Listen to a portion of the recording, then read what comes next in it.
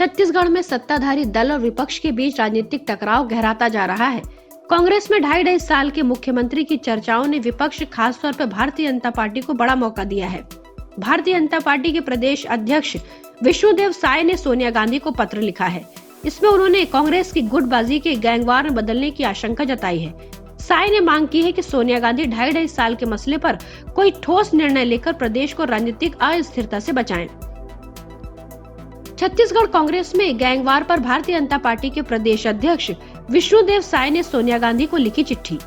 विष्णुदेव साय ने कहा है कि छत्तीसगढ़ में पूरे 1.5 दशक के बाद सत्ता में कांग्रेस लौटी है।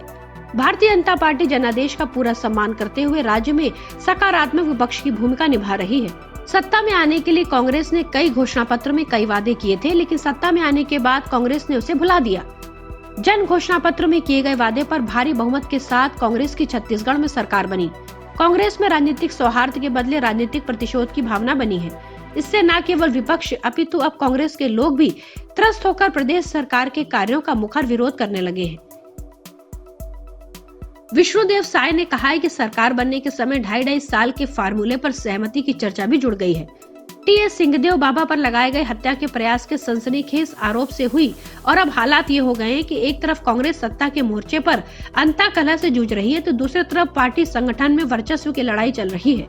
इसकी ताजा परिणति हाल ही में कांग्रेस के राष्ट्रीय सचिव और प्रदेश सह प्रभारी सप्तगिरी शंकर उल्का की उपस्थिति में मारपीट, धक्का मुक्की के रूप में हुई है। छत्तीसगढ़ के सरगुजा संभाग के जशपुर में आहूत कांग्रेस कार्यकर्ता सम्मेलन में पूर्व कांग्रेस जिला अध्यक्ष और माध्यमिक शिक्षा मंडल के सदस्य पवन अग्रवाल के संबोधन के ऐन बीच में मुख्यमंत्री भूपेश बघेल के समर्थक बताए जा रहे एक सदस्य ने मंच पर जाकर माइक छीना और उसके साथ धक्का मुक्की और मारपीट की। अग्रवाल मंत्री सिंहदेव के समर्थन में अपनी बात रख रहे थे।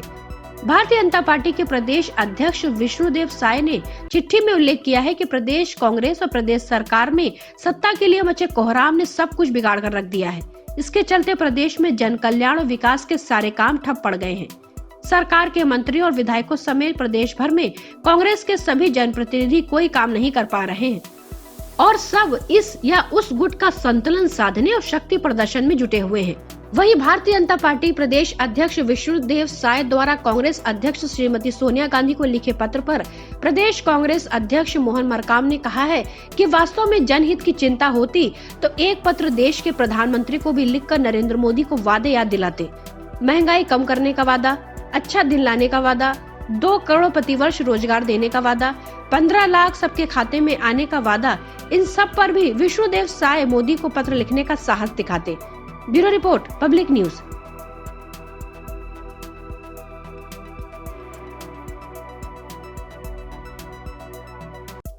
अभी तक देश से अपराधी ही फरार हो रहे थे, लेकिन अब देश का एक बड़ा अधिकारी ही फरार हो गया है। यह अधिकारी है मुंबई के पूर्व पुलिस कमिश्नर परमबीर सिंह, जो महाराष्ट्र सरकार की ठीक नाक के नीचे से गायब हो चुके हैं। थाने की चीफ जुडिशियल मजिस्ट्रेट की अदालत ने परमबीर सिंह के खिलाफ हफ्ता वसूली और आर्म्स एक्ट के एक मामले में गैर जमानती वारंट जारी किया है। महाराष्ट्र सरकार ने BHI परमबीर सिंह के खिलाफ सख्त कार्रवाई की बात कहते हुए उनकी तनख्वाह रोक दी थी। अदालत ने अपने आदेश में कहा है कि परमबीर सिंह के खिलाफ वसूली और आर्म्स एक्ट की धाराओं में मामला दर्ज था, लिहाजा अदालत पुलिस को आदेश देती है कि उन्हें गिरफ्तार कर अदालत में पेश किया जाए। परमबीर सिंह के खिलाफ मुंबई और थाने जिले के कई पुलिस स्टेशनों में उगाही के मामले दर्ज हैं। परमबीर के खिलाफ थाने पुलिस द्वारा पहले ही लुकआउट नोटिस जारी किया जा चुका है, लेकिन जांच एजेंसियां अभी तक उनका पता नहीं लगा पाई हैं। NIA और ED भी परमबीर को तलाश कर रही है, लेकिन पिछले 5 महीनों से उनका कोई पता नहीं चल पा रहा है। ऐसे में उनके खिलाफ गैर जमानती वारंट जारी किया गया है। इसके अलावा महाराष्ट्र सरकार परमबीर सिंह को भगोड़ा घोषित करने की तैयारी में है। कुछ दिन पहले ही महाराष्ट्र के गृह मंत्री ने अंदेशा जताया था कि परमबीर सिंह देश छोड़कर कहीं भाग गए हैं। एंटीनिया विस्फोट और मनसुख हिरेन हत्या मामले की जांच कर रही NIA ने परमबीर सिंह को पूछताछ के लिए कई बार सम्मन भेजा था, लेकिन उन्होंने किसी भी सम्मन का जवाब नहीं दिया। NIA के अधिकारी परमबीर के मुंबई स्थित सरकारी आवास के अलावा उनके चंडीगढ़ के आवास और रोहतक के घर पर भी सम्मन लेकर पहुंचे, लेकिन परमबीर नहीं मिले। NIA को शक है कि अपनी गिरफ्तारी के डर से परमबीर सिंह देश छोड़कर फरार हो गए हैं। हालांकि इसकी अभी औपचारिक पुष्टि नहीं हो पाई है।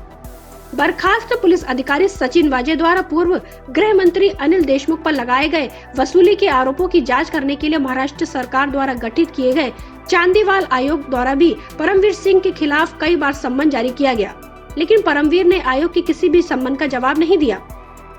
चांदीवाल आयोग को भी लगता है कि परमवीर शायद देश छोड़कर भाग गए हैं। पिछले महीने एनआईए ने एंटीनिया विस्फोट और मनसुख हिरेन मर्डर केस में चार्जशीट फाइल की है।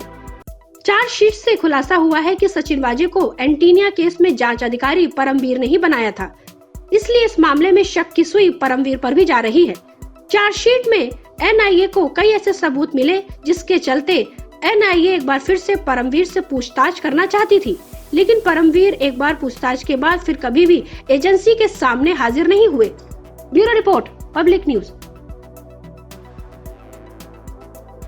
कैप्टन अमरिंदर सिंह ने पंजाब की राजनीति में नई पारी का आगाज कर दिया है। कांग्रेस को छोड़कर उसको किसी भी पार्टी से समझौता करने में कोई ऐतराज नहीं है। ऐसे में कैप्टन अमरिंदर सिंह भारतीय जनता पार्टी के साथ गठबंधन करके कांग्रेस को नुकसान पहुंचा सकते हैं।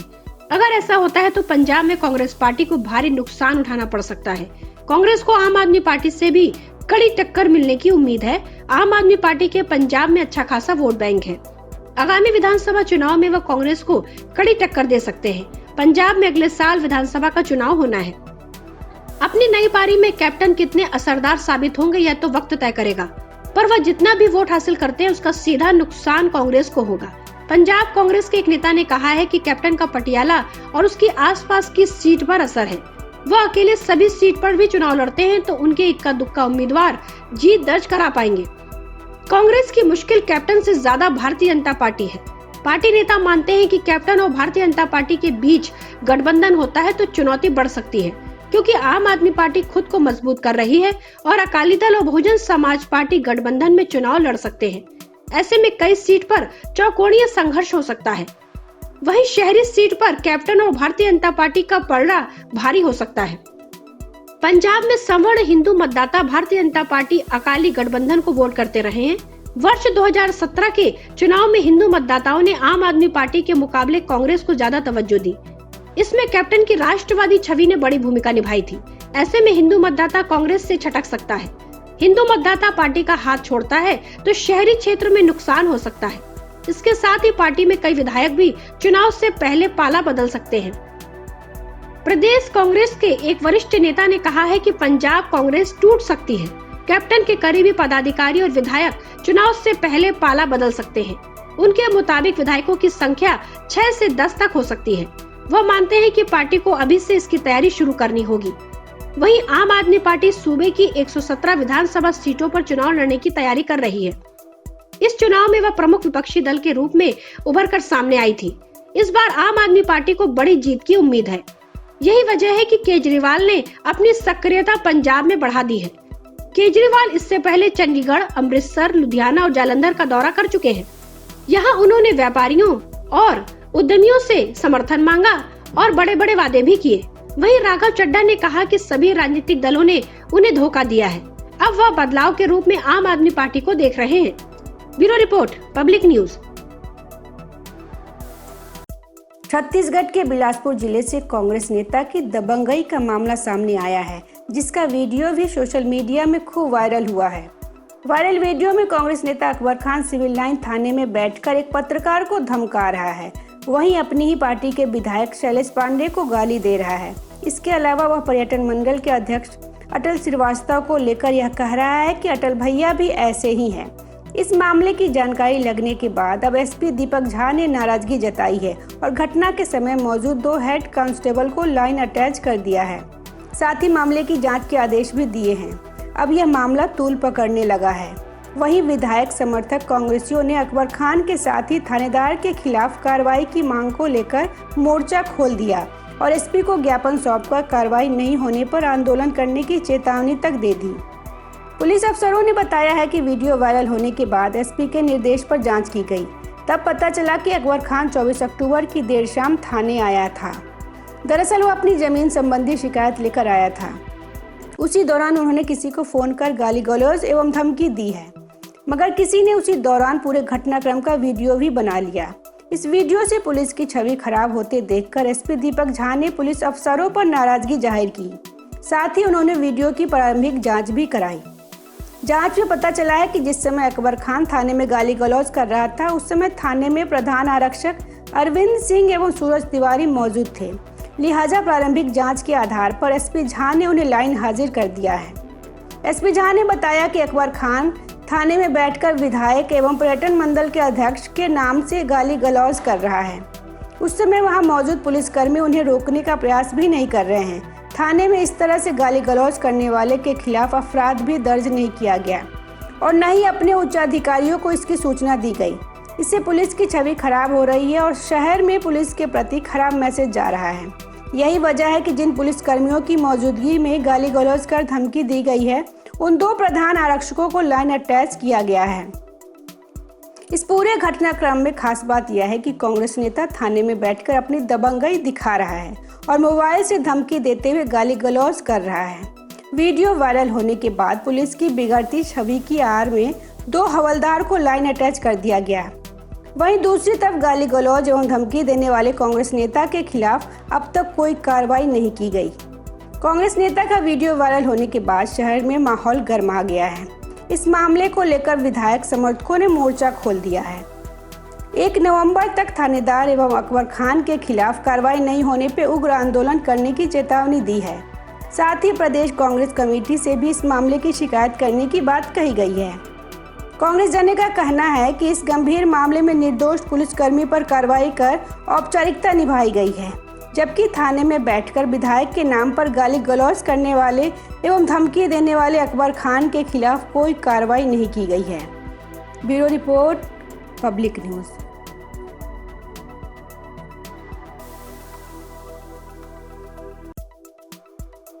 रिहाई की सारी प्रक्रिया पूरी होने के बाद अब आर्यन खान मुंबई की ऑर्थर रोड जेल से बाहर आने वाले थे, मगर जेल तक बेल ऑर्डर की कॉपी समय पर नहीं पहुंच सकी। अब आर्यन खान को शुक्रवार के दिन जेल से रिहाई नहीं मिल पाई है। उन्हें शनिवार के दिन रिहा किया जा सकता है। शाहरुख खान के बेटे आर्यन खान की रिहाई 29 अक्टूबर को नहीं हो सकी। किंग खान समेत फैंस रिहाई का इंतजार कर रहे थे, लेकिन bail order copy NDPS court से ऑर्थर रोड जेल में 5:30 बजे तक नहीं पहुंची। इस वजह से जमानत मिलने के बाद भी आर्यन को आज रात जेल में ही काटनी पड़ेगी। गौरतलब है कि बेल ऑर्डर की कॉपी तय वक्त पर ऑर्थर रोड जेल नहीं पहुंच सकी। ऑर्थर रोड जेल के अधिकारियों ने यह कंफर्म कर दिया है कि शुक्रवार की रात आर्यन खान को जेल में ही बितानी पड़ेगी। लीगल टीम आज शाम को जेल में बेल ऑर्डर की कॉपी सबमिट कर देगी। इसके बाद कल शाहरुख खान के बेटे आर्यन खान को शनिवार को 11 बजे के बाद किसी भी वक्त रिहा किया जा सकता है। गौरतलब है कि मुंबई हाई कोर्ट की एकल पीठ ने गुरुवार को एनसीबी की ओर से पेश हुए अतिरिक्त सॉलिसिटर जनरल अनिल सिंह की दलीलें सुनने के बाद आर्यन खान और अन्य 2 को जमानत दे दी। गुरुवार को एनसीबी के वकील अदालत के सवालों में उलझ कर रह गए। इसी ने आर्यन की जमानत का रास्ता साफ कर दिया। एनसीबी की ओर से पेश हुए एएसजी अनिल सिंह ने 2:58 पर दलीलें शुरू की और 4:10 पर पूरी की। सुनवाई के दौरान न्यायमूर्ति सांबे ने जानना चाहा कि किस आधार पर कहा जा रहा है कि आर्यन ने वाणिज्यिक मात्रा में मादक पदार्थ का सौदा किया। इस पर सिंह ने कहा कि आर्यन ने सौदा करने का प्रयास किया। व्हाट्सएप चैट यह दर्शाते हैं। आरोपी के फोन से इलेक्ट्रॉनिक सबूत जुटाए गए हैं। एनसीबी ने जमानत अर्जियों का विरोध किया एवं कहा कि इस मामले में साजिश एवं अपराध के लिए उकसाने के आरोप लगते हैं। इस पर आर्यन के वकील रोहतगी ने कहा कि साजिश का मतलब है कि समान मंशा में बैठक हो। आर्यन अरबाज के अलावा किसी को नहीं जानता, इसलिए साजिश को दर्शाने वाला कुछ नहीं है। Bureau report, public news.